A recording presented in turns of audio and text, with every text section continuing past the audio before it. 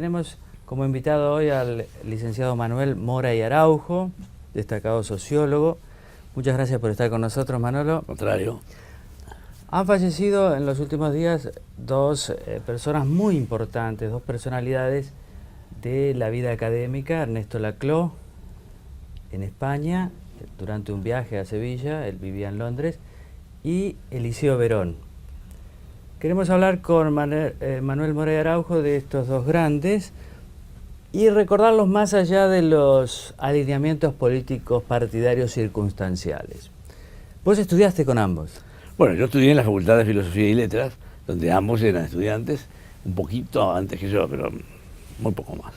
Era una época de mucha efervescencia. Era una época de enorme efervescencia y, bueno, era la época en que la Universidad de Buenos Aires se reconstruía. Ya en ese momento, cuando yo entré, Riccieri Frondizi era rector. Eso estamos hablando de 1957, 56, por ahí. Después del golpe contra Perón. Después del golpe contra Perón, la universidad fue intervenida y después entró Riccieri Frondizi como rector. Digamos, normalizada la universidad. Y bueno, y Filosofía y Letras en particular era un semillero. Primero, hubo carreras nuevas. Sociología era una de ellas. Fundada por Gino Germán, Sociología fundada fundador de la sociología en la Argentina. Exactamente, por lo menos de la sociología moderna, porque se estudiaba sociología en la Facultad de Derecho. Pero había filosofía era muy importante, con distintas corrientes de pensamiento. Estaba, porque había, en fin, bueno, podemos hablar de ello, pero León Rosicner, muy conocido, no hace mucho.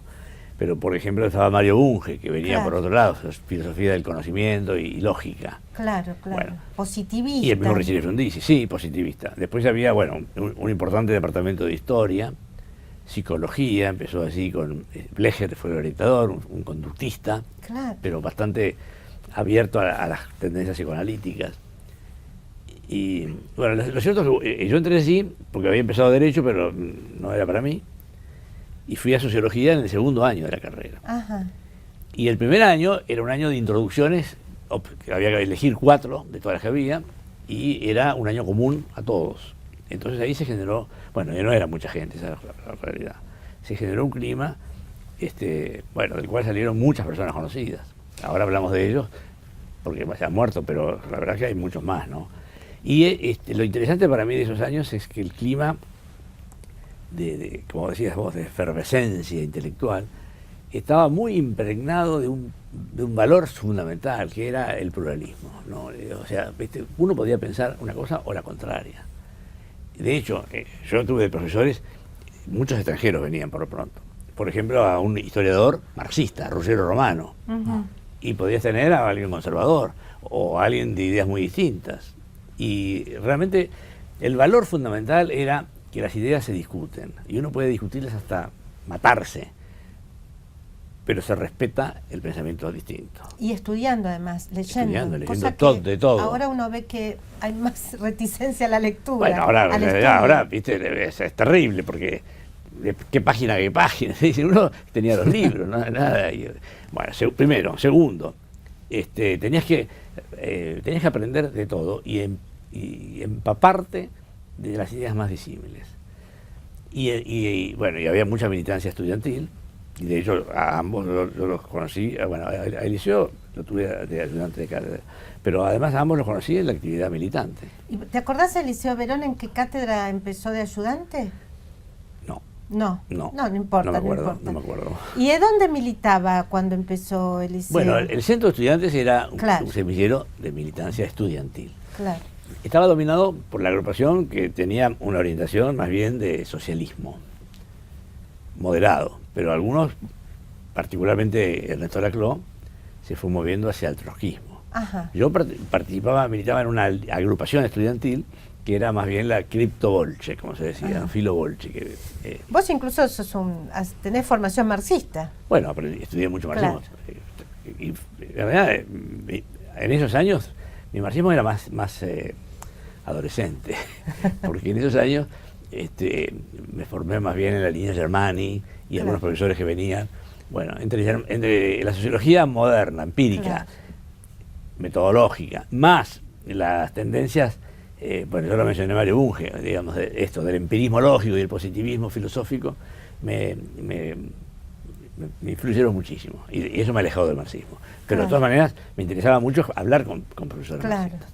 Claro. Bueno, entonces ahí lo interesante es que yo estaba en la fundación, la agrupación estudiantil, más bien orientada por los comunistas, y los mayoritarios eran los orientados por los socialistas. Pero Laclau se movió muy tempranamente, ya en esos años empezó a acercarse a Abelardo Ramos y al pensamiento trotskista. Y un día, me acuerdo que teníamos una charla en la casa de Ernesto Laclau, porque habíamos reuniones así de noche, etcétera. Y él dijo, no, pero ustedes, mi agrupación y yo en particular, son muy liberales. Y yo decía, qué curioso que me digan a mí liberal.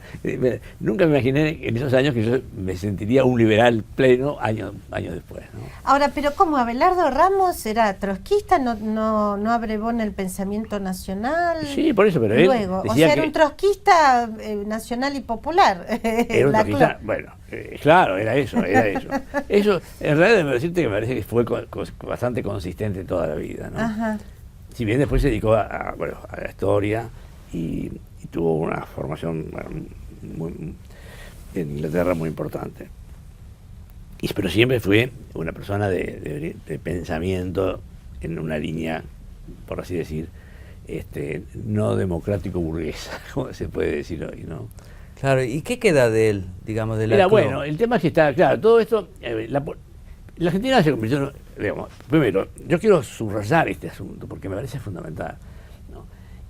El valor del debate intelectual, respetando las ideas ajenas, era fundamental. Yo lo mamé también, yo después fui a Francia, lo mamé en Francia. Eso se perdió, ¿no? Eso se perdió. Acá, por algo nos pasó, bueno, o nos pasaba desde antes, bueno, Ceferino lo ha analizado mucho, ¿no? Que llevó a esta sociedad a creer que había que agarrar, empuñar un arma para matar a otros, ¿no? Pero era el polo opuesto, radicalmente opuesto al espíritu que yo y a todos nos inculcó donde ustedes se formaron. Y vos dirías que particularmente en ese aspecto, Ernesto Laclau cambió, es decir, se volvió sectario, profundizó su sectarismo trotskista, con todo respeto por los trotskistas. No sé si decir sectario, ¿no? Porque me parece que es una palabra que supone un tipo de militancia o de pertenencia muy cerrado. Él era un académico, bueno, participó en proyectos muy importantes en las ciencias sociales, pero siempre tuvo esa orientación de pensamiento. A mí, yo no lo traté demasiado a Ernesto durante mucho tiempo, bueno, en fin, estábamos en cosas distintas. Siempre nos hemos, debo decir, porque no la verdad, siempre nos hemos tratado, y él ha sido extremadamente cordial y muy respetuoso. Pero hay gente que se pelea con él, por supuesto, porque defendía las ideas en forma muy vehemente. Pero ¿no? Me encanta que subrayes ese aspecto del pluralismo respetando a las personas. Porque mirá, eso es un valor que hay que volver. Hay que volver. Y además hay que volver al valor del debate de ideas. Acá uno piensa distinto que otro y o le quiere pegar una trompada o se calla. Cuando lo que se consideraba fundamental es discutir. Si uno no tenía, yo fui a Francia y yo estuve con Alain Touraine un año. Ajá. El seminario de Alain Touraine, si uno no discutía, pero discutir es decir que él dice algo y yo digo que no. Y esto es valioso. Y todos te respetan porque lo haces. Y si vos no te quedás callado, o lo único que decís es, sí, qué bien, te felicito y nada más, eso estaba mal. Porque se trataba de desarrollar las ideas. Además, si no la desarrollás en la universidad, ¿dónde? ¿Dónde? Por supuesto. Y en el debate, en la confrontación de ideas es donde uno aprende y además el conocimiento avanza. Entonces, por así decir, ese traslado de la cultura política e intelectual argentina al conflicto, por así decir, fanatizado, o al conflicto intolerante, a mí me parece que fue un retroceso enorme. Ahora, Laclau entonces pasa en los últimos... Debo decir algo, sí, porque quiero aclarar. Y tuvo mucho que ver con la intervención a la universidad en 1966. Eso destruyó parte de este espíritu. Bueno. No de un día para otro. Bueno, y empujó a muchos jóvenes a la lucha armada. Por supuesto, por supuesto. No tenían ni política, no tenían universidad, no tenían nada donde canalizar todas esas energías. No fue lo único, porque también en la Universidad Católica hubo muchos jóvenes que fueron. También, es cierto. O sea que y ahí no había intervención. Pero fue un cambio cultural, indudablemente. Laclau en los últimos años apareció vinculado al kirchnerismo, sí, como una especie de soporte intelectual. Sí, Laclau venía, por así decir, siendo uno de los teóricos del populismo, de los justificadores, ¿no? de ideas, bueno, vamos a decir, un marxismo de nueva hora, ¿no? Bueno, ahí yo no llegué a discutirlo con él, pero sí con alguna gente seguidora de él. A mí me parece que estaba equivocado, ¿no? Es más, yo creo que Marx no estaría de acuerdo, honestamente creo que no estaría de acuerdo. Jorge Fernández Díaz el otro día puso un foco en un tema que me parece importante, que tal vez sirva para pensar, que hay varios pensadores incluso que desde distintos lugares dicen que el pensamiento, incluso Laclau también lo dice o lo decía, pero también Juan José Sebrelli, que digamos que en estas democracias recientes, las nuestras, las latinoamericanas, el pensamiento se puede dividir o la política entre populistas e institucionalistas, no entre izquierda y derecha, sino entre populistas e institucionalistas. ¿A vos te parece eso valioso? Absolutamente, me parece correcto, sin duda es así. Ahora, dicho eso, yo digo que hay que diferenciar algo, no es un matiz, es más que un matiz. El pensamiento esencial de Marx, que a mí me parece que, para decirlo con palabras de hoy, no era muy institucionalista, porque Marx no valoraba demasiado, no valoraba nada la democracia llamada burguesa, la democracia institucional, republicana, pero creía mucho en el desarrollo económico, el desarrollo de las fuerzas productivas. El desarrollo de las fuerzas productivas, dicho en palabras de Marx, era básicamente un desarrollista, en palabras nuestras. Marx detestaba a Simón Bolívar, que escribió un pequeño trabajo, pero vituperándolo en todos los planos, hasta en el personal, en el moral, y por supuesto, porque decía que era un retardatario del progreso material de desarrollo. O sea que hablar de socialismo bolivariano es un contrasentido desde el punto de vista de Karl Marx. Dicho eso, Ernesto Laclau, bueno, fue un teórico de algo así como un neomarxismo populista, reivindicando un concepto que para Marx era despreciable, que eran las masas no proletarias, las clases bajas de hoy, nuestros pobres. Marx no los valoraba, le desconfiaba de ellos, los consideraba una base. Bueno, Marx no usó la palabra populismo hasta donde yo sé, pero ese fenómeno, que hoy llamamos populismo, el bonapartismo lo llamó él, referido al Bonaparte, le parecía despreciable, es así. Como retardatario. Retardatario. Digamos, en ese sentido que tenía la historia, es claro, esto nos llevaban para atrás. Nos llevaban para atrás. Y bueno, entonces ahí vino una gran discusión, por así decir, teórica, con Ernesto. El liceo siguió un camino muy distinto, ¿no? Claro, absolutamente distinto, digamos, por empezar, más enfocado en los discursos, obviamente. Bueno, él fue un especialista, él fue un semiólogo, semiólogo, fue un semiólogo, en el análisis de los medios. Sí, un importante semiólogo, además, no solamente en Argentina, digamos, internacionalmente reconocido. Leí estos días, tenía contacto, amistad con Roland Barthes. Claro. Y mira, yo empecé a orientarme. Saussure, que se formó con Ferdinand Saussure. Claro. Eso no podía creer. Bueno, pero sí. No sabía yo. Absolutamente. Entonces, el liceo empezó, bueno, digamos así, en los años 70 era un hombre de izquierda, sin duda alguna, pero esto es un aspecto bastante lateral. Y trabajó mucho en esa línea. En los 60 inclusive, ya estaba. Yo me acuerdo que tuvimos conversaciones muy interesantes donde él venía con estas ideas, estos conceptos, estos desarrollos de la semiología. Mira, él dijo algo en un seminario al que yo lo había invitado, en el Departamento de Sociología de la Fundación Bariloche, que era, cuando una persona habla, cuando alguien emite un mensaje, una cosa es lo que dice, lo que denota, y otra cosa es lo que connota. Y la connotación, bueno, entonces, hoy creo que casi parece algo obvio, pero era interesantísimo. Sí. Entonces, te quiero decir que estas eran como esas semillas que van de donde vienen ideas. Y él después se fue dedicando a eso. Yo me fui dedicando más bien a los estudios electorales y a cosas que hice siempre. Y en un momento dado, ya pasaron muchos años después, digamos en los 80, aparece esto que hoy es la comunicación política, a lo que yo me dediqué profesionalmente. Claro. Ahora, es agradable, perdón. Sí, con algo así como una confrontación, si vos querés, de enfoques, que después se resolvió totalmente, porque él también se dedicó a eso. Es verdad, es verdad.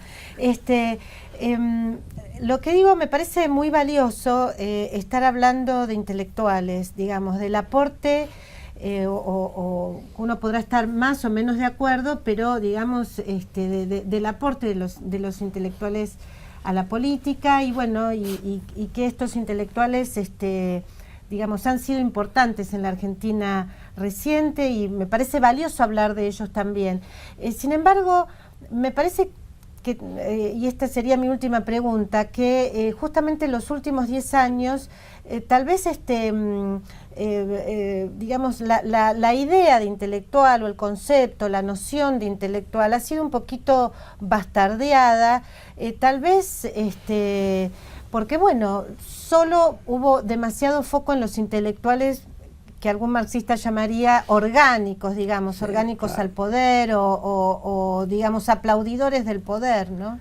Sí, bueno, eso es un aspecto. Yo te voy a decir que hay más aspectos, además de ese, ¿no? El otro es que parece que si uno es intelectual tiene que escribir en algún diario, y si no escribís en un diario no sos intelectual, porque el debate de ideas, el debate de las universidades, la cultura del libro, pero no del libro que lees porque porque te entretiene, o el bestseller, el libro masivo, sino la cultura del libro que deja, que marca caminos para la discusión de ideas. Eso está muy, muy diluido.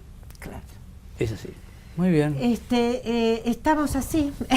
Claro. Esperemos que en los próximos años se mejore un poco. Tiene que cambiar. Y que lean que se lea un poco de libros, ¿no es cierto? Y recuerdo de Berot la preocupación no solo por quién emite, sino por quién recibe. Que eso nos... bueno, ese fue el punto donde yo diría que claro, nos reencontramos. Ahí nos ayudó a entender un montón de cosas, porque uno pensaba que hablaba y la persona que estaba del otro lado entendía perfectamente lo que uno quería decir. Él siempre ha sido, bueno, supongo que es así, ¿no?